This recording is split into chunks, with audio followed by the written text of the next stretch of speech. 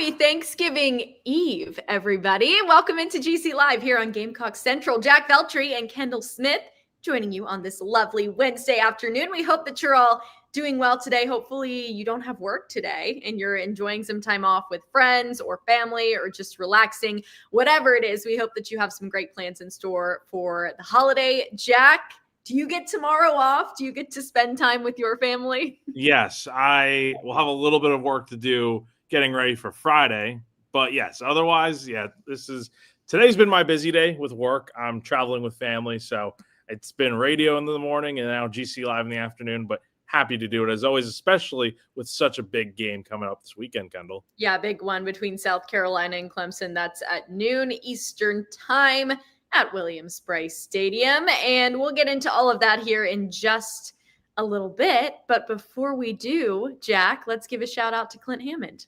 Yeah, so if you are looking to potentially buy a home right now or need help with your mortgage, especially buying a home, it can be such a complicated process, as we all know out there. Maybe a little bit of confusion that you want cleared up. And got good news for you. Clint can help you out. He's been in the mortgage industry at CMG Home Loans for over 20 years now. He's a lifelong Gamecock fan as well, and also a longtime supporter of Gamecock Central. So that's a guy you can trust right there for those reasons alone. So if any of you diehard Gamecock fans are watching right now and are looking to potentially get that housing process started, give our guy Clint a call, 803-422-6797. The NMLS number for him is 71597, or go to clinthammond.com for more information.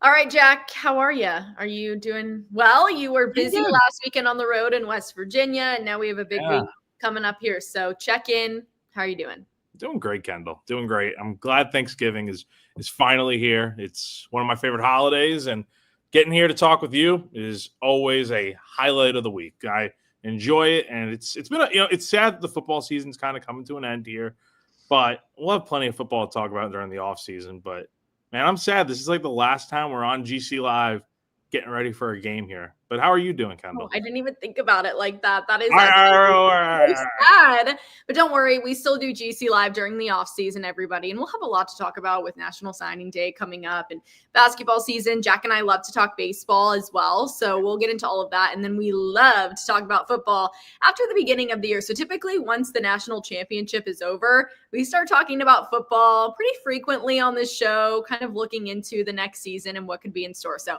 we'll still have plenty of football talk, but I am doing well. I'm very excited. Jack will laugh at this. Go ahead. Huge Dancing with the Stars fan. Big fan. I went to the show in LA earlier this season, which was a dream come true for me. My dream would be to be on Dancing with the Stars. That is like my goal. There's a Dancing with the Stars of Charlotte, so maybe one day I can do that. But I texted Jack yesterday I'm looking at our texts. It was funny. 11 in the morning, and I said, text Robert to 21523 10 times tonight, please, because I wanted Robert Irwin and Whitney Carson to win, and they won. And I just showed Jack my reaction video, which I will not show on this show because it is slightly embarrassing how much this meant to me. It meant a lot. I am a big fan of the Irwin family. So Robert won, so I'm happy about that. But now I'm sad Dancing with the Stars is over. South Carolina football season is coming to an end. So it's just a little bit sad, but so much to be grateful for, a lot to be thankful for as we talk about with Thanksgiving coming up here tomorrow. So Jack, let's start with that. Let's start on a positive note here because we are thankful. We are grateful. The season did not go how South Carolina wanted it to go, but they do have the opportunity to finish on a high note. And no matter what the records are, a game like this weekend between South Carolina and Clemson, a rivalry matchup, that is so important. So no matter what, they're going into this one. They want to win it. Do you think that South Carolina, they're the favorites. So do you think South Carolina legitimately will win this game? I think the line moved up because it started out as a Clemson. Clemson was an early favorite in this game, if I'm not mistaken. And then Carolina is now they're still a 2.5 point favorite. I saw somewhere that they got moved up to a 3.5 point favorite. So typically when that happens, there's a lot of interest in South Carolina being the favorite. So I would say I think Carolina has a great opportunity to win this game. No doubt about it. I felt pretty good about them all week heading into this game, especially after the game they had against Coastal and Clemson's kind of struggled this year. And it's not to say that South Carolina hasn't struggled, but I think they're kind of getting out of their funk a little bit now that Mike Furry's calling plays on offense. The defense is looking sharp. That game against Coastal did a lot of good things for this team heading into this final game of the year. Yeah, I agree. And you bring up Mike Furry, which I think is an interesting point of conversation. So we'll just go ahead and get right into it. We've been talking about this for weeks now. He's South Carolina's primary play caller after Mike Shula was relieved of his duties a few weeks ago. And there has been conversation of what does Mike Furry have to do to secure an opportunity to full-time step into the role as South Carolina's offensive coordinator. Obviously, they had a really good week against Coastal Carolina, but do you think that there's anything he can do in this Clemson game this weekend, Jack, to potentially continue to be in the running and ultimately win the job of offensive coordinator for South Carolina?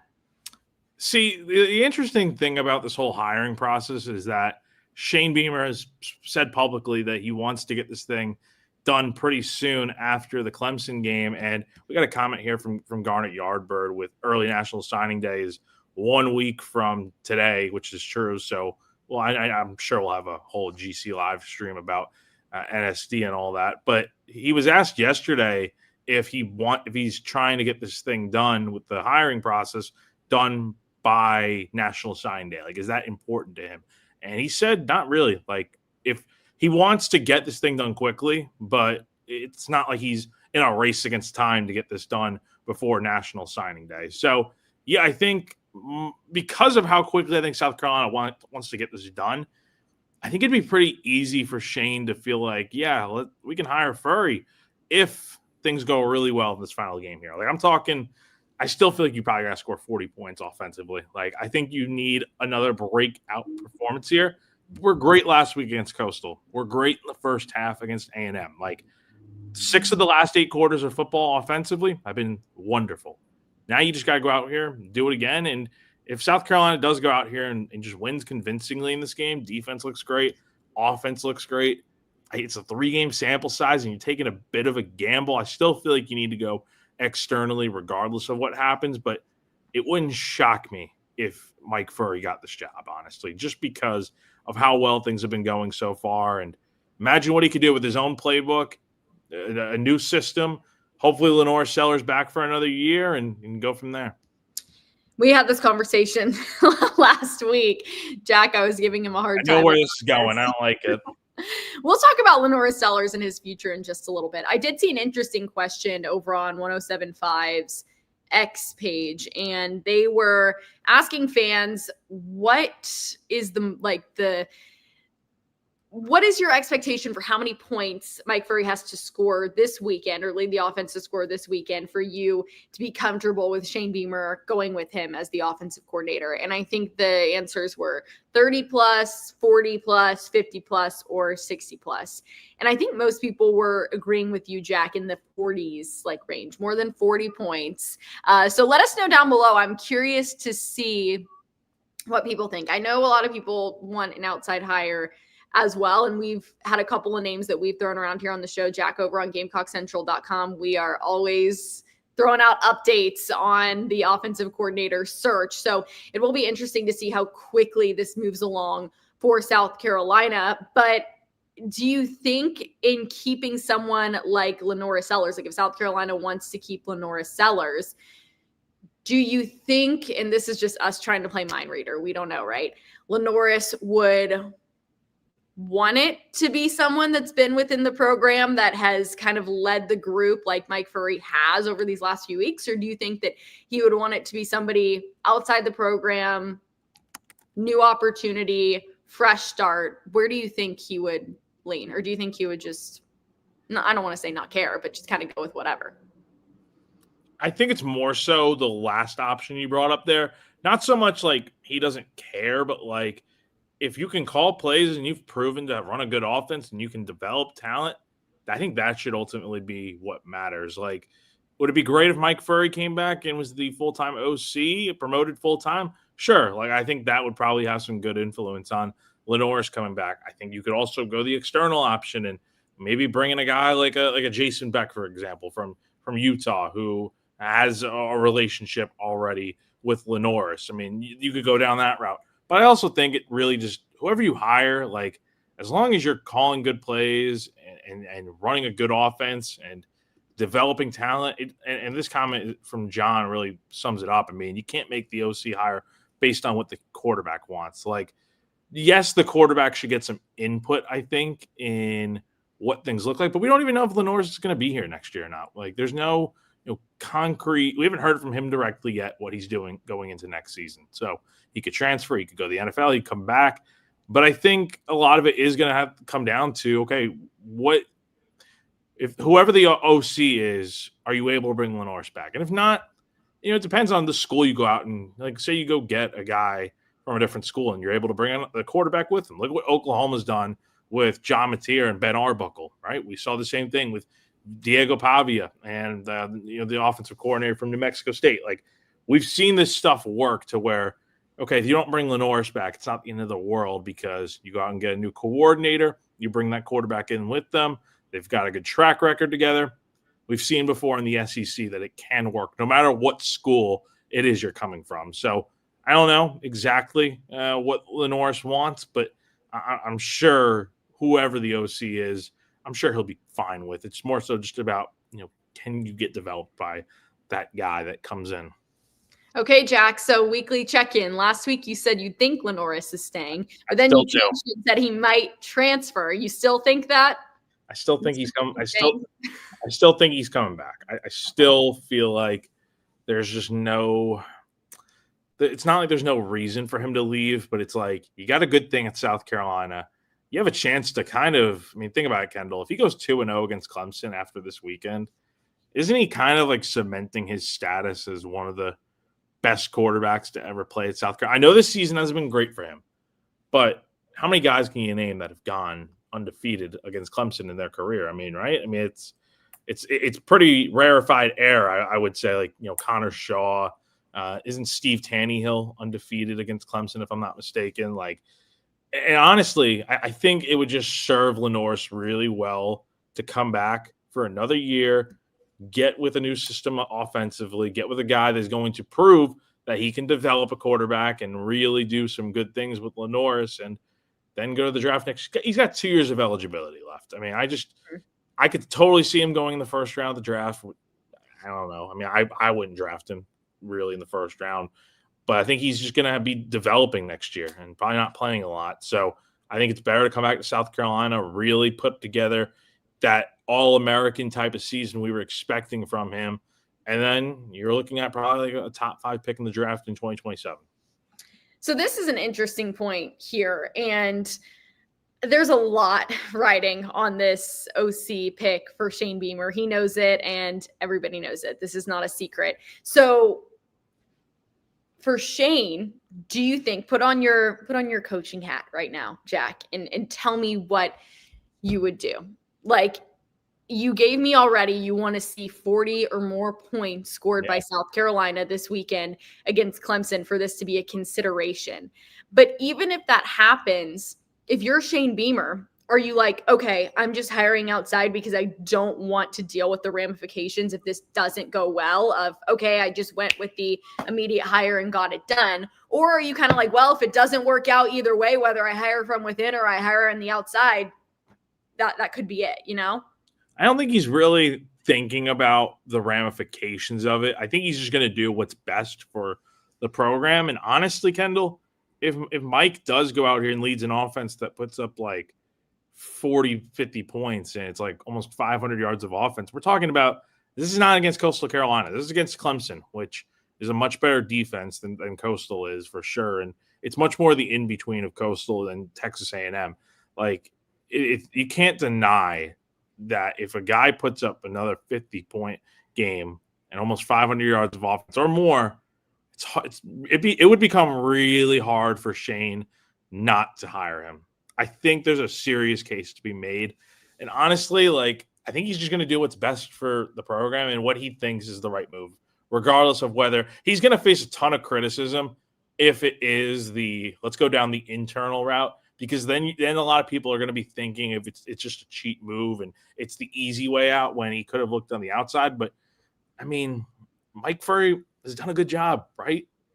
There's no denying that. Like, if he goes out here and puts together a really good game, I think it's going to get to the point where it's like you can't really say no to this, and that's the crossroads that you don't want to necessarily be at. But if that's the case, it becomes a much harder decision for Shane. Well, we know that Shane Beamer obviously did a great job in hiring Clayton White as the defensive coordinator for South Carolina. He's shown consistency. He's been there for a long time. He's done a great job. But there has been more of a struggle with the OC role. And as much as people want to sit back and say, well, Dow Loggins did this and that, I do remember there was a time when the fan base was very unhappy with his play calling. They were not happy with the current situation of the offense before South Carolina really started to hit their stride at the end of last season. So I remember those days. Obviously, Marcus Satterfield caught a ton of heat when he was at South Carolina, and he was able to leave gracefully, of course, but fans were excited. I remember Wes and I did a video. I was still in school. I was a senior at South Carolina. And when the news was broken that he was leaving, Wes and I did a video, and that was like the most viewed video we had ever done because people were excited about that because they had their opinions on that as well. And then, of course, you have the Mike Shula situation. So all of those guys have something in common, of course, with having worked in the NFL. But is that where you think it's kind of all gone wrong on those hires, Jack? Like, do you think that is the core, like the base of, okay, we know Dow Loggins was able to create some magic there towards the end of his time at South Carolina, but do you think the reason why things didn't get off to as fast of a start as people would have liked, or the reason why there were struggles was because these guys were not in tune with the college level and what you need offensively from that standpoint? Yeah, to some degree, I would say so. I think the NFL background, while it's nice that you've got some track record coaching in the NFL, it's like the one thing Shane never really did was hire an OC that had experience of being an OC at the college level. It was always like Dow Loggins coached in the NFL for years, right? He had just gotten back into the college game at Arkansas like a year or two before. I believe he was the tight ends coach at Arkansas. Marcus Satterfield was in the NFL for a bit. You had Mike Shula, who, after his time at Alabama, was in the NFL for, almost a decade and a half, right? So I think it just, again, this whole process really depends on what Shane feels is best. He's said it before. If he feels an NFL guy is best, that's what the route he's going to go down. If he feels a college guy is best, that's the route he'll go down. If it's Mike Furry, that's the route he will go down. I just think you got to go outside the box here. Look for somebody who's got the track record of calling plays at the college level. It could be an old guy, it could be a young guy, whoever. Somebody out there that's proven they can do it. But also look at perfect examples right up the road at Clemson. Look at Garrett Riley in this offense. He was the hot shot coordinator when he was at TCU 2-3 years ago, working with Max Duggan, and going to the national championship with the Horned Frogs. And then look at the last few years. Safe to say, Cade Klubnik, Clemson have not really developed super well under his watch. And I'm talking about Garrett Riley. So that's an example of, like, just because you go out there and get the guy that's called plays at the college level and has done well there does not always mean it's going to translate to the next school. So I'm not personally tied to hey, South Carolina needs to do this. I think they really could go down any of those three routes and be fine. It's just, you just got to run the right offense for this system that they're trying to build. And I think you need to kind of just, I don't know, you just really need to get the right guy for this job. I don't care where they come from. Just get the right guy. All right. Well, you just brought up Clemson, so that's a perfect segue to talk about the game this weekend. You told us earlier in the show you do think South Carolina should win. What do you think? I think they should win this game as well. Clemson has mightily struggled all season long, and I feel like they don't really have a sense of self as a team. I think that there has been way too many I don't even want to say up and down moments because they haven't really had a lot of ups throughout the season, but they've just had way too much going on, a lot of drama. There's just been so much with Clemson this year that even through South Carolina's tough moments, I'm like, okay, well, at least we're not Clemson, because also, and I'm not trying to make excuses here, but South Carolina plays in the SEC, and I know Clemson fans are going to get mad that I'm saying it. South Carolina's schedule is so much harder. Ask anybody, talk to anybody, get anyone's unbiased opinion, whether they're, an SEC fan, an ACC fan, Big Ten, whatever. South Carolina's schedule is so much harder. So even though there were a lot of tough moments this year for South Carolina, you can look back on it and say, well, they didn't have it easy. And I'm not saying Clemson has had it easy 100% of the time, but some of the games that Clemson has lost, I mean, that fan base is in shambles right now and everything is a mess. And so for South Carolina, I think, yes, they should win this year. Despite the issues that they've had, I think that they are a better team than Clemson.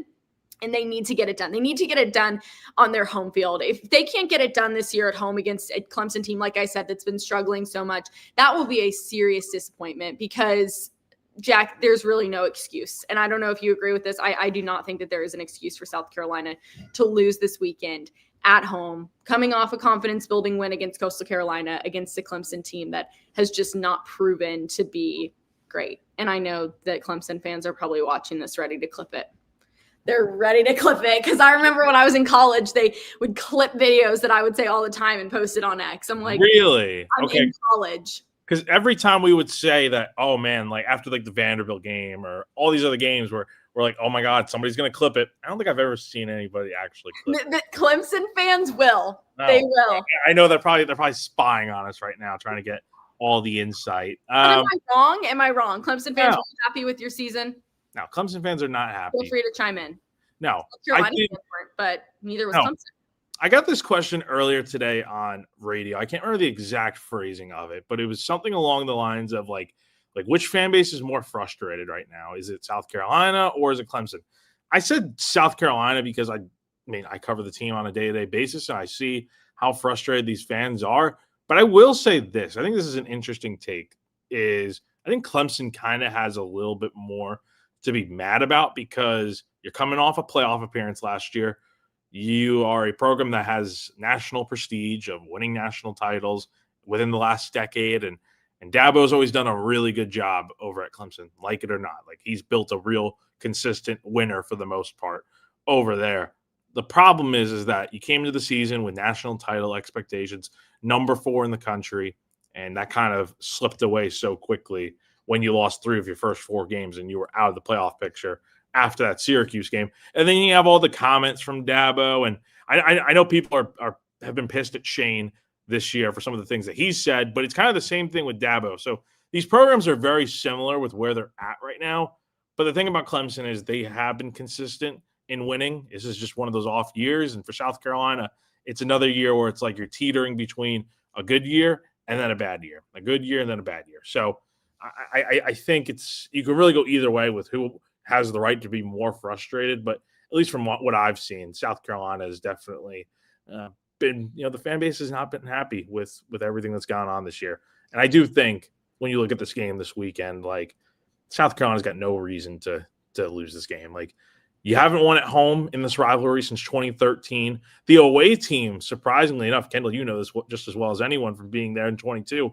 The away team has crushed it since the last time the home team won was 2018, and that was Clemson at Memorial Stadium. So since then, it's been the away team every year. I'm hoping that streak can finally come to an end because it's kind of crazy how that's been the case. You can't have fans left with a sour taste in their mouths. They still will have a sour taste in their mouths, but it's kind of like you have to give them something sweet there at the end, just to give them something to feel good about to end the season. And no matter what, this is still a rivalry. This still means a ton to a bunch of different people, no matter what their records are. I think that is an interesting question, though. Which fan base is the most frustrated? And I mean, initially when you first said it, Jack, I thought Clemson in my head, just because there has been this level of consistency that they've reached. I think for South Carolina, as frustrating as this has been, and South Carolina had college football playoff expectations at the top of the year and was so highly talked about. And during talking season, it was like all about South Carolina. Lenora Sellers was supposed to win the Heisman, so on and so forth. But, and I don't want to say like South Carolina fans expect this, but South Carolina fans have dealt with a decent amount of disappointment, not just in football, but kind of across the board, with the exception of, our incredible women's basketball team that has brought us so much joy and happiness over the years. South Carolina has dealt with disappointment from an athletic standpoint a good amount. So as frustrating as this is, you can look at it in two ways. Like, it's so frustrating because they've dealt with that disappointment, the Gamecock fan base, And then this is just another really, really difficult pill to swallow and such a disappointment, especially with the expectations. For Clemson, it has to be extremely frustrating because it's like we have people talking about us being national title winners at the end of the year.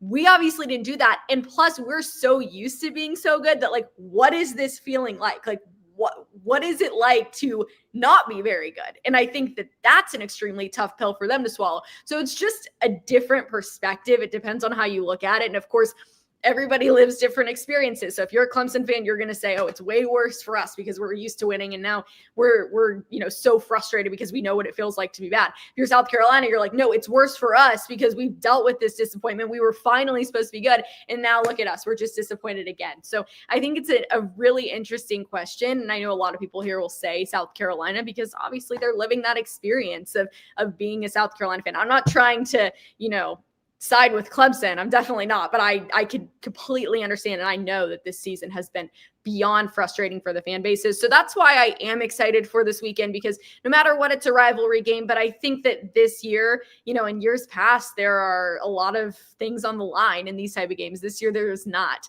So I think it just comes down to the heart, the motivation, who wants it more, even though you're not really going to get a lot of accolades for it besides the obvious bragging rights of having the win over your top rival and getting to say that for the next year.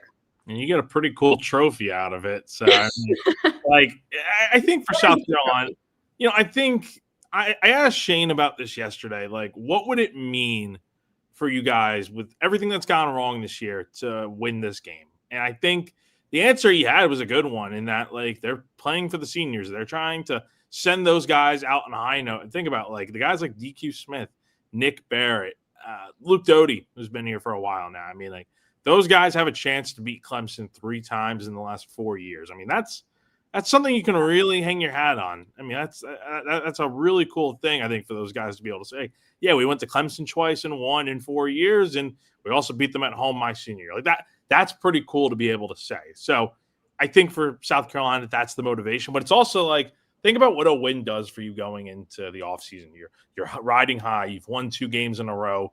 It's like this season should be different. Think about all the close games they've lost. They lost to Missouri when they had a fourth quarter lead. Bama, they lost with a fourth quarter lead. And they lost to A&M with a fourth quarter lead. You win those games right now, you're looking at being bowl eligible and going into this game having a chance to be 8-4 potentially. Like, there's a big difference between winning and losing, or 8-3, I should say, maybe 7-4. 7-4 is the right answer. My bad. I'm trying to do some quick math there. But, South Carolina. The majors. I know. And we were those journalism majors, man. But, yeah, I mean, look, Carolina, 5-7 is not going to be a great record by any means. That's another season of under 500, 2 in the last 3 years. But beating Clemson, I think, softens the blow a little bit, because don't get me wrong, the season in my mind is still underachieving, but you go out here and win this game, I bet you Shane Beamer is going to be really, really pumped heading into the offseason, knowing, hey, we beat those guys from the upstate again. We own the state for 2 years in a row now, and we got momentum going to the offseason, which is more than what you could ask for. Okay, a couple questions. We've talked about, is this season a failure? Do you think that if South Carolina beats Clemson, it takes the season from a failure to underachieving? And if they lose, then the season remains a failure? Yeah, that's a good way of looking at it. I didn't think about it like that, because I was going to use the word failure instead of underachieving before, because I feel like they're kind of one and the same. But the way you put it makes me feel like, yeah, okay, like there's a big difference, because if you do lose this game and you finish 4-8, yeah, it's a failure. And you can view this season regardless as a failure in a lot of ways because of what the expectations were coming into the year.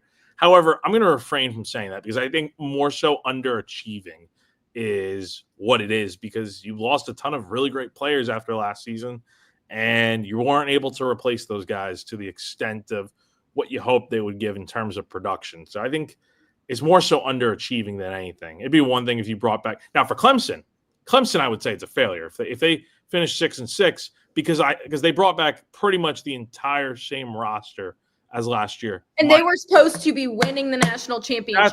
That's the difference. South Carolina, yes, was in conversation to be in the college football playoff. Can't deny that. Yes, that was definitely smoking up with South Carolina.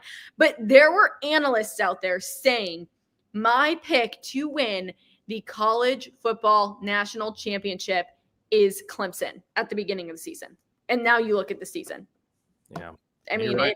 So my next question is, if Clemson loses to South Carolina, what does Dabo's future look like at Clemson? This is a good comment brought up by my guy, Ethan Carter. Shout out 2010 South Carolina baseball pitcher. But yeah, so I think this is a pretty big game for both teams because you're right, Kendall. What does the future look like for Dabo if they lose this game? I think he's fine. I think he's safe. We heard Jeremiah Donati told the State's Jordan Kay that Shane will be here next year. Not that that's a surprise at all, but I wonder if there would be any public statement made by Clemson's AD to say, like, hey, like Dabo's here moving forward. I know there's a lot going on in the coaching carousel, and I don't think Dabo. Do you think he would leave? Like that is. I don't know. I don't think he would. I think he loves Clemson. I think he's got still a good thing going there.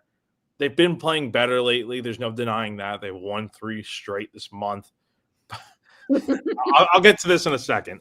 But yeah, I do think if Clemson lost this game, like I think he's fine. Like it's not great to lose 3 of the last 4 years to your rival, but I mean, I think this job is Dabo's until things go completely haywire. Like I'm talking like 2 more years, or maybe even next year, where it's another losing type of season. Like I think the expectations will be tempered a bit next year, but we'll see. This definitely has been a failure of a season though for Clemson. And getting to this comment, yes. So maybe Jack, don't go to this game. They won last week without me there. That's right, they did. And Shane kind of made the joke yesterday that I forgot what he said specifically. He said like, is he suspended for this game or something in reference to me when he walked to the press conference. And I'm like, I'll plan on being there. If you guys don't want me there, I understand. But I think South Carolina's going to win this game with or without me in the building. My presence should not dictate how this game goes. Jack, that is funny. You were bringing the losing ways, unfortunately, to the Gamecock men's basketball team this past weekend. I know. It's like everywhere I go, they losing. I know. They haven't won. I'm kidding. I am kidding. South Carolina hasn't won in like forever. You will be there. So I will be there. Will be in attendance. Let us know if you're all going to the game. Shane will be back next season, by the way. This was confirmed. Yeah. So, yes, Shane Beamer back as the head coach for the University of South Carolina in 2026. All right, Jack. Hey, the holiday season is coming up, which means gifts for people, which is, I love it. I love buying people gifts. But we have some great sponsors. If you're like out there and you're struggling to figure out what to get somebody in your life, maybe one of our sponsors can help you. Yeah. So, we got Black Friday coming up, and I believe there is a special deal from Palmetto Golf and Belts, which is our first sponsor. I'll talk about them real quick while I am trying to pull up. I think they have a deal that they posted on the Insiders Forum, if I'm not mistaken. Yes, there is a Black Friday sale that has started at Palmetto Golf and Belts. All belts are $50.99. Everything on sale at Palmetto Golf and Belts on Amazon. So if you love golf, you need to check out palmettogolfing.com for the latest custom-made gear. And even if you don't play, Palmetto Golf and Belts is a great place to grab a gift for that favorite golfer in your life. They've got custom golf gloves, golf tees, golf towels, all available in garnet, the cross design, the Palmetto tree moon design, and so much more. One of the coolest things in the shop is those needlepoint belts, which are extremely well made, but also more affordable than many of the others on the market, just as I alluded to with the sale they got going on for Black Friday. Palmetto Golf and Belts, operated by Brandon Cohn, a big South Carolina fan and a longtime member over at GC. Our members on the Insiders Forum are loving the products that Brandon has in his brand new shop, and he runs special deals all the time. So head on over to palmettogolfing.com today. Check out his shop, support a South Carolina fan and GamecockCentral.com member, and get yourself some great deal. And then, or gear, I should say. Oh my gosh. Ferry Chevrolet, our second great deal. Great deal, great gear, All right, so Ferry Chevrolet, if you're a South Carolina fan who is interested in a new or used vehicle, make sure you check out our friends over at Ferry Chevrolet in Orangeburg, South Carolina, led by a 4th-generation dealer in Joseph Ferry, the family-owned business over at Ferry Chevrolet. has been serving the community for nearly 100 years now, since 1926. It is conveniently located just off of I-26 between Columbia and Charleston. The folks over at Ferry Chevrolet are local, trustworthy, and always transparent. The business began in St. Matthews and was built on honesty, integrity, and a handshake, and they still operate with those same principles to this day. Head on over to ferrychevrolet.com today to check out their inventory and to get in touch. Okay, Jack. Big one this weekend. Before we get out of here, let's talk a little bit of Thanksgiving, shall we? Best side, worst side. Let's go. Best side and worst side. I'll start with worst side. Never been a big fruitcake person. I think fruitcake is kind of a dessert. That's a dessert. We gotta go with the side, and then we'll do desserts. Worst feel free to weigh in the comments, everybody. Weigh in. I feel like a casserole, like a green bean casserole, maybe. Like, I don't know. I'm trying to think. I don't know. I'm trying to think of like what sides are there that aren't that good. The best side, I personally think, is like a good mac and cheese. What's up? Stuffing is the worst. I used to think that.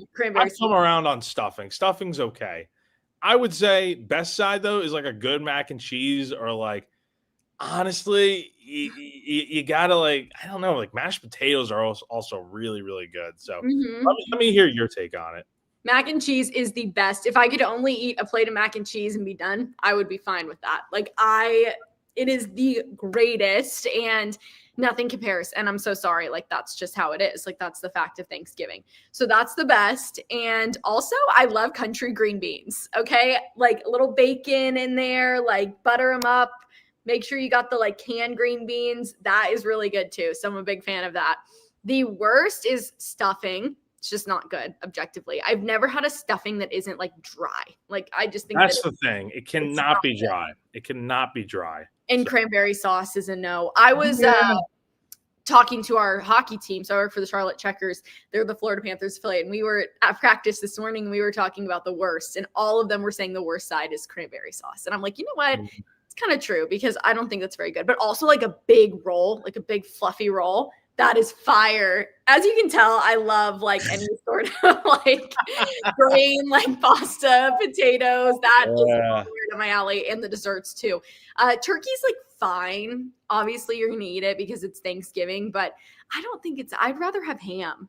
I was about to ask. So what is going on Kendall Smith's plate tomorrow at Thanksgiving? Let's hear the whole spread. What's the game? Okay, so we'll do green beans. Obviously, mac and cheese. Mac and cheese, roll, mashed potatoes, ham, turkey, and my mom makes corn casserole. Ooh. That will be 8 things. What is like a corn casserole? I've never. Kind of like cream corn, like cream spinach. Oh, cool. Yeah.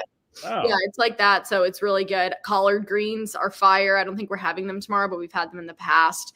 Collard greens are good. Love. And then for dessert, like a pumpkin cheesecake. I don't really like pie, so I'm not a big like pie fan. What? I know it's not my thing. I like a French silk pie or coconut cream pie, but I don't really love like a fruit pie. So like I'd rather have pumpkin cheesecakes. We're having pumpkin cheesecake and then we're having something chocolatey because I love chocolate. Oh, yes, tomorrow will be amazing. And I can't really cook very well, so I'm gonna try to help my mom a little bit. But I'm making a charcuterie board. I can assemble a charcuterie board. My cooking skills are like getting better, but they're not to the level where I should be trusted with feeding my family on Thanksgiving. So who does all the like? Who makes like the turkey? Who makes? Oh, my mom. She does. What about your dad? No, he doesn't. No. My brother does not help. Like nobody else. If anybody helps, it's me, and it's not a lot. So I am not helping a ton, but my mom does a lot of it. Banana pudding is so good. Ooh, this sounds good. I love sweet potatoes. I'm on a sweet potato kick right now. So good. I've come around on sweet potato. It's pretty solid, to be honest. I don't know where I had sweet potato recently. I can't remember where, but it was pretty like sweet potatoes are pretty good. They are. What about you, Jack? What's your plate going to be? All right. So turkey, ham. I'm indifferent. I love both. They're fine. Mashed potatoes, put some gravy on it. And I get, corn is kind of like, I like corn, but like, maybe that's probably the worst side. It's like, it's corn. Green beans. Corn is good. Corn's fine. It's just like it's not my first choice. Mac and cheese, totally for sure. I'll put a little bit of stuffing on there. Yeah, maybe stuffing also. Now here's the real debate. I had this morning. This debate: stuffing or dressing. Stuffing. There I've we never go. called it stuffing. Yes. But my family doesn't really have it. We make a small portion for my grandpa and my brother, and they eat it. The rest of us are like, we're not eating that. But I've only called it stuffing. I've never called it dressing. So Neither have I. This is a good debate here. Sweet potato or pumpkin? I'd go pumpkin pie. I've come around on pumpkin. It's very good. So I will probably be having a slice tomorrow. I would go pumpkin. My friends actually call me a pumpkin warrior. Okay. Like this is my friends call me this because I love anything that tastes like pumpkin. Anything. There's a pumpkin Chobani flip. I'm obsessed with it. Pumpkin spice latte from Starbucks. Love. Like I said, pumpkin cheesecake. I don't love pie, but I will eat pumpkin pie. So tater tots. Oh, my family doesn't do this, but that sounds good. Tater tots with bacon. Like that does sound pretty good. Yeah. That sounds No. so good. Favorite gravy? Is there types of gravy? That's what I was just wondering. I'm like looking it up. It says, I'm like, there's a turkey gravy. Like I'm talking like the brown gravy you put like on your food. Like that's got to be that's what I don't know what else it would be, right? I mean, is there a different type of gravy we just don't know about? Like there's sausage gravy, but you put that on like a biscuit. Like this is, I don't know. Yeah, this if you're the Garnet Yardbird, if you mean like dressing, like salad dressing, that's my whole argument on the stuffing thing. I'm like, you can't call it dressing because then you're like, oh, can you pass me the dressing? And then it's really awkward because two people reach out and one person gets the stuffing and the other gets the salad dressing. It's just awkward. Jack, you know where this is going to go. This is going to go in the insiders forum and people are going to be like, Jack and Kendall don't talk about football. They talk about Thanksgiving. And at least it's not baseball. Okay. That's always what we are. I'm going to continue this non-football conversation because we can do whatever we want on this show until somebody says otherwise. From a higher up standpoint, we will continue to talk about football and whatever else is going on. So, Kendall, I will ask you the most important question of the day. What are you thankful for? Oh my gosh, that's such a good question, Jack. I'm so glad you asked. Well, I am thankful for all of you and for you, Jack. This is so much fun every week to just be here together and to talk. And we've gone through the season together and a lot of ups and a lot of downs throughout the year. So I'm grateful for Gamecock Central and just everybody involved. Obviously, I'm grateful for my amazing family. My parents are so supportive of me and just love me with every fiber of their being. So I'm grateful for them and the best brother ever. And just an incredible family, amazing friends, and obviously like my faith, like my life is super faith led. So I'm the most grateful for that of anything. And just, having the opportunity to do what I love every single day. I love my job. I'm extremely passionate about it. And just to be able to do it and just be surrounded by so many amazing people that uplift me and are there for me. I am very, very grateful for that. And for everyone that serves our country and that can't be with their families this holiday, like I am so thankful for you and I'm thinking about you and praying for you too. So there's just so much to be thankful for. Roofs over our heads, warm clothes to wear when the winter season starts to come in. There's a million things. So if you can write them down or talk about them or, whatever you can do, take some time and really reflect because there is a lot to be super, super grateful for. And I'm grateful that South Carolina is going to beat Clemson this weekend. So Jack, what are you thankful for? Yeah, I'm thankful for that as well. Hopefully that will be the case because we need some positive. When we come back on here next Wednesday, we will be talking about the game, win or lose, but hopefully we are talking about this team ending the season on a high note. No, I'm thankful to know you, to be here with you every single Wednesday. See that smile on your face. It is awesome doing this with you every single week. And I'm glad it's me and you getting to do this. And I'm not stuck with Wes and Chris or any of those guys because it's not near those guys are fun, but it's a lot more fun here talking with you and me every single week. And now I'm thankful for my family, friends, everything that I got going on in my life.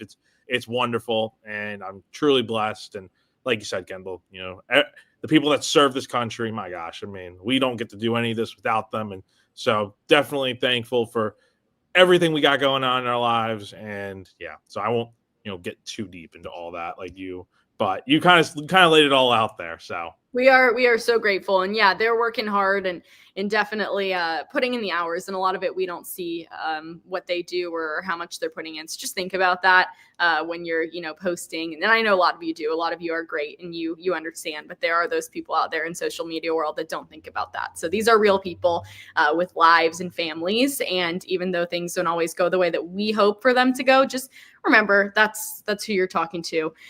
This is a great one. We love Thanksgiving because there's so much football. Jack, you go ahead. All right. Yeah, we got two. We got this question, and then we got another important question that we got to get to. So I would say which game I'm looking forward to most. I'm probably going to go with the night game, to be honest. I'm excited to see Joe Burrow is back in action. So he's back this week. The Bengals have been bad this year, but he's back. Lamar Jackson for the Ravens. Big game, AFC North matchup. I'm looking forward to the night game tomorrow night, kind of after all the football sets in. But I am excited to listen to Post Malone perform at the Cowboys game. I think that's going to be pretty cool. Yeah, I love Post Malone. They're all great games. I'm excited. I'm a big Dan Campbell fan, So I love watching Detroit. They're kind of like my, probably bronze medal team in the NFL right now. The Colts have always been my team. And then being in Charlotte, of course you root on the Panthers. So Packers Lions is always a classic and I'm excited for that. But yeah, I can't wait to watch Joe Burrow back in action. That'll be great. Yeah. I'm a big Joe Burrow fan over here. So looking forward to that. I'm mad at the Chiefs right now because like I said, I'm a Colts fan. So that's right. That made me salty. It's okay. The Bills lost too. So it's okay. The Bills. I know. So up and down. The other big question. This is a big one. So I don't know what time isn't the dog show right after the Macy's Thanksgiving Day Parade? Yeah, so you don't have to pick one or the other. But which one are you gonna be putting on for sure tomorrow? Obviously the dogs. I'm a huge dog fan. Oh yeah. I love watching dogs and watching them do their little tricks. So, and plus my dog likes to watch TV, so he will enjoy that as well. But I love the parade. Peak experience of my life was when the Jonas Brothers were on the Build-A-Bear float. Yeah. I saw that video online a few weeks ago. Oh my God. I'm like, I will never experience that happiness again, except for Robert winning the trophy yesterday was close. Yeah. It's always funny because every performance is always lip synced. So it's like they're not actually. It's always so funny. But no, I remember. Yeah, Jonas Brothers. I was like, what, 2000? Yeah. Yeah, that was a long time ago. I just saw them in concert though, so they are still crushing it. Did you see the new movie that they're in? Yes, I haven't watched it yet, but I have a date set with my friends to come over and watch it. So it is funny. Yeah, when that was great. When South Carolina's band was in the play. Was that last year or the year before? I think it was last year because when the team went to Clemson and the band was there, the band had their special drums with all the Macy's logo on it and stuff. So that was last year. This is going to be exciting. Sucks the Egg Bowl on Thursday though. That's the Egg Bowl, though, this weekend, I can't wait. Here's the real question, though, Kendall. We got to wrap this up with this. We talked about last week. Where's Lane Kiffin going when he announces what he's doing? Lane Kiffin is staying at Ole Miss. Lane Kiffin wants to be, in the attention. Okay, good for you. You can, you know what? You're going all out. You want the attention, whatever. Lane Kiffin is staying at Ole Miss. I agree. I think he is. I think this. Why would you leave? Why would you leave for an arguably lateral move? Okay, I know that LSU fans are going to say it's not lateral, whatever. But at this point, why? I genuinely don't know why you would do that. Are you going to get paid a little more money? But back to the Josh Allen statement of when people were asking him when he signed his new contract, what's the extra few $1 million going to do at this point? What are you going to get from that you can't already get with the millions and millions of dollars that you make as the head football coach at Ole Miss? You have the program intact. People have out their pocketbooks at Ole Miss. They're willing to pay whatever you need to get the program where it needs to be. It's already where it needs to be. I mean, you are right there in conversation to win the national championship. So you have a great thing going at Ole Miss. And why would you go start from scratch basically against somewhere else still in the SEC at a team that's okay, Ole Miss, LSU, even Florida, they're kind of, I think the only place Lane Kiffin would legitimately leave to go to would be Alabama. I agree. And unless Kalen DeBoer gets hired at Penn State, which who knows? Who knows if he does, especially after this weekend, if Alabama loses the Iron Bowl. But yeah, I think Lane's staying. I think this is a big hoax, just something to kind of get everybody fall for, what does he say? The rat poison. Oh, rat poison. Yeah, that's what Saban would say. Yeah, so Lane has always like been tweeting that. So not recently, but that was his thing for a while. So yeah, Lane's staying in Ole Miss, I think. But I don't know. I think he just wants the antics that come with all of this. And like his daughter goes to Ole Miss. I don't know. But his not his girlfriend, that would be weird. His daughter's dating Whit Weeks. So I mean, who knows? He's staying in Ole Miss, I think. No. All right, we're getting into a rabbit hole. We are. We even talked about South Carolina in like 20 minutes. Everybody, seriously, happy Thanksgiving from Jack and I to all of you. We hope that you have an amazing Thanksgiving. Think about what you're thankful for. There's a lot to be thankful for. And always know that we are thankful for all of you, always. So enjoy your day. We'll be in touch throughout the weekend over on GamecockCentral.com. But this has been GC Live here on Gamecock Central. For Jack Veltri, I'm Kendall Smith, and we'll see you soon. Bye. Let's go. Bye, guys.